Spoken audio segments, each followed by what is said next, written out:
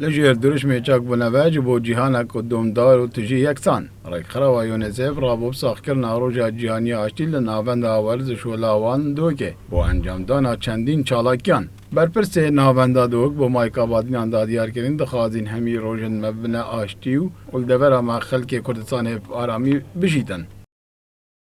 هیوی امیدت معاون کد سالت بهت دا ام بیستوی که نه ساخنه کن مکو روژا کا جهانی آشتیه بلکه همین روژت ما بنا آشتی و براینی و پیگوژیان و تایبتی اما کو ملت کرد گلوان ملت دیت دورو برد ما جین ام پیوستی آشتیه نه اگر آشتی برقرار بیتن چه جارا مشکل نابن نه ملگل جیرانت ما نه جیرانت ملگل ما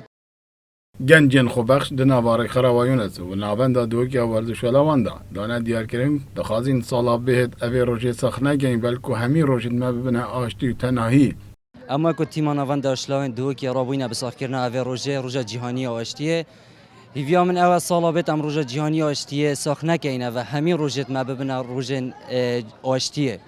و هیویا من اول یعنی اف آشتیه یا بردوام بیت تناف گل کرده براستی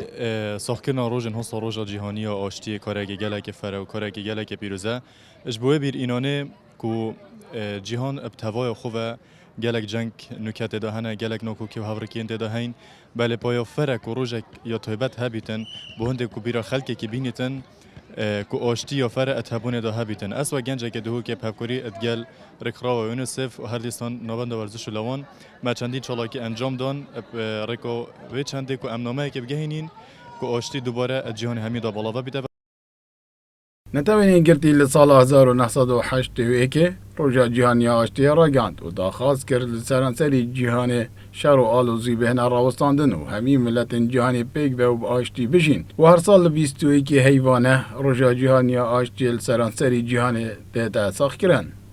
شبان خالد کانال بادینان دو